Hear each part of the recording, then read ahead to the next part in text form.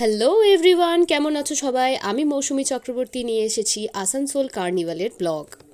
পুজো শেষ হয়ে গেছে আর মা ফিরে গেছেন কৈলাসে, তাই মাকে বিদায় জানাতে আমরা চলে এসেছি আসানসোল কার্নিভালে। আমার সঙ্গে আছে আমার কিছু স্কুলের বান্ধবী। আমরা সবাই মিলে একসঙ্গে ঠাকুর দেখতে বেরোই। কার্নিভালের শুরুতেই আমরা বেশ কিছুক্ষণ বৃষ্টির সম্মুখীন হই।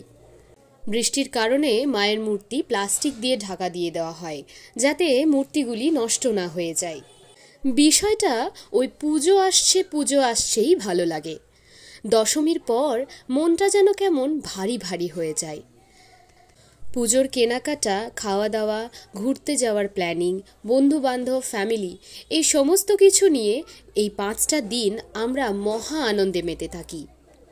ঠিক নবমীর শেষবেলা থেকে মনে হয় যেন আর 2 দিন থেকে যেতেন মা, কিন্তু উপায় নেই। প্রতিবারের নিয়ম অনুযায়ী তাকে যে ফিরতেই হবে।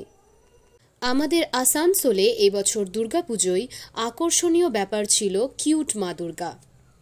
তবে শুধু প্রতিমাতেই সীমাবদ্ধ নয়, মা, আমার মা, আমাদের সবার মা, আমাদের মা দুর্গা, মা কালী, আমাদের সবার মাই আসলেই সুন্দর।